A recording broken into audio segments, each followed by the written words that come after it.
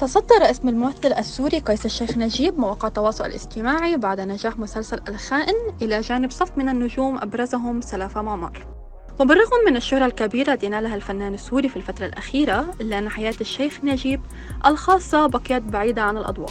فالفنان السوري قيس الشيخ نجيب متزوج منذ سنوات عديدة ولديه ولد واحد، وزوجته هي الكاتبة وعارضة الأزياء السورية لبنى مشلح التي ولدت في سوريا وهي في الأربعينات من عمرها. زوجة قيس الشيخ نجيب ألفت قصص ومسلسلات عديدة، وكتبت السيناريو والحوار. من أشهر أعمالها مسلسل أهل الغرام، والتقت بزوجها أثناء دراستهما في المعهد العالي. ومن جهة أخرى يشارك قيس الشيخ نجيب في بطولة مسلسل الخائن الذي بدأ عرضه منذ أيام، إلى جانب الممثلة سلافة معمر والممثلة مرام علي.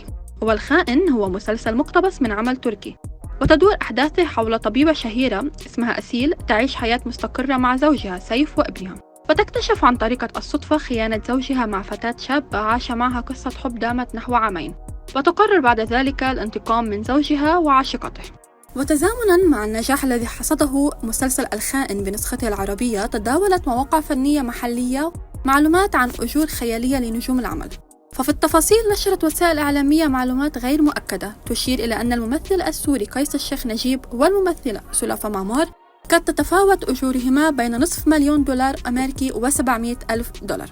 كما شوقت بطلة مسلسل الخائن نريد تحرب الجمهور لتطورات شخصيتها في المسلسل الذي بدأ عرضه منذ شهر تشرين الثاني، إذ نشرت عبر إنستغرام صورة للبوستر الترويجي الخاص بها وأرفقته بتعليق أكدت من خلاله أن شخصيتها نورة بدأت بالتخطيط لإعادة ابنتها تيا إلى حياتها الطبيعية، قائلة: خليكم معي على السمع، بلش التخطيط عن نورة، نورة الزين.